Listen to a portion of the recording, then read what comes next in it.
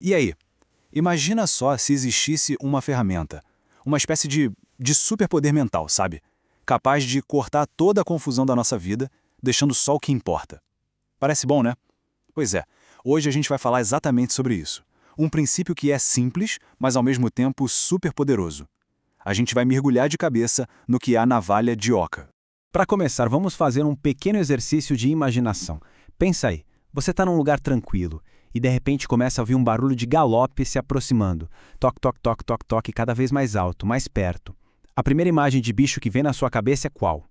Bom, a gente tem basicamente duas opções. A primeira é um cavalo, normal, talvez de alguma fazenda por perto.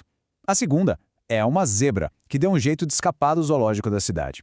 Sinceramente, a não ser que você more do lado de uma savana, uma dessas opções é bem mais provável que a outra, não é mesmo?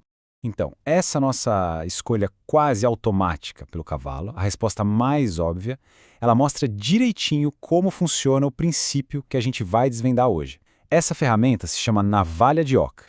Ok, vamos para a primeira parte, a famosa navalha. Mas afinal, que história é essa de navalho? O que ela corta? Vamos entender o que está por trás desse nome tão curioso. Olha, no fundo, a navalha de Occam é tipo uma regra de ouro para o nosso pensamento.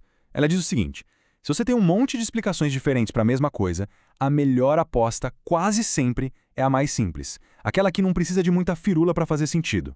Claro, a frase original lá do século XIV soa um pouco chique demais, né? Entidades não devem ser multiplicadas além da necessidade. Parece coisa de livro antigo, meio difícil de entender, mas a ideia por trás é super simples. Traduzindo para o português claro, para que complicar? Se a explicação mais direta já resolve a parada, por que a gente vai inventar zebras que fogem do zoo, teorias da conspiração malucas ou um monte de detalhes que não são necessários? A ideia é que a navalha vem e, zap, corta fora tudo isso que está sobrando. Mas cuidado com uma coisa. Isso não quer dizer que a resposta mais simples vai estar sempre certa. O lance da navalha é outro. É para a gente preferir a teoria que exige menos saltos no escuro. Ou seja, aquela que precisa do menor número de suposições que a gente não pode provar. Beleza, segunda parte, cortando o desnecessário. A teoria é legal, mas e na prática? Como é que a gente usa essa navalha no dia a dia para resolver problemas e tomar decisões melhores? Basicamente, é um processo de 4 passos. Primeiro, a gente tem que entender direitinho qual é o problema. Depois, a gente olha todas as possíveis explicações, todas as opções. Aí vem a hora da navalha. A gente começa a cortar as mais complicadas, aquelas cheias de e se.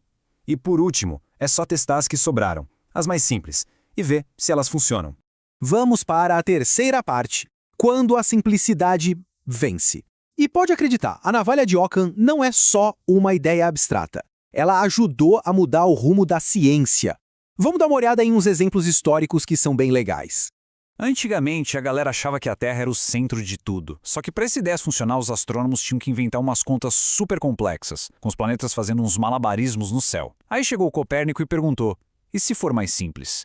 E se todo mundo, inclusive a Terra, só girar em torno do Sol? Pronto! Era uma explicação muito mais limpa, mais elegante. A navalha entrou em ação e cortou toda aquela complicação. Na medicina, a lógica é a mesma. Pensa num médico que recebe um paciente com febre, confusão mental, dor de cabeça e o pescoço duro. O que é mais provável? Que essa pessoa tenha uma doença, tipo meningite, que causa todos esses sintomas, ou que ela tenha tido o azar de pegar 4 doenças diferentes ao mesmo tempo? A explicação que junta todas as peças é quase sempre a melhor. Agora, a quarta parte, o limite da navalha. E aqui, muita atenção. A navalha é uma ferramenta incrível, mas não é perfeita. Tem hora que a simplicidade não resolve e pode até atrapalhar. Na medicina mesmo tem uma frase que é o oposto da navalha de Occam, que é o dito de Hickam. E ele diz que um paciente pode ter quantas doenças ele bem entender. É um jeito de lembrar os médicos que, às vezes, a realidade é bagunçada e a pessoa pode sim ter mais de um problema ao mesmo tempo. Por exemplo, teve o caso de uma paciente que foi diagnosticada com infecção nos rins. Ela melhorou de alguns sintomas, mas outros continuaram. Foram investigar mais a fundo e descobriram que ela também estava com apendicite. Eram 2 problemas de verdade. Se tivessem usado a navalha de forma cega, o segundo diagnóstico poderia ter passado batido. E essa frase que dizem ser do Einstein fecha essa ideia com chave de ouro. Tudo deve ser feito da forma mais simples possível, mas não mais simples que isso. Ou seja, a gente busca a simplicidade, mas sem ignorar os fatos. É sobre achar o equilíbrio certo. Chegando na nossa última parte, uma ferramenta para a vida. Depois de tudo isso, como a gente deve encarar a navalha de Occam no nosso dia a dia? Qual o papel dela?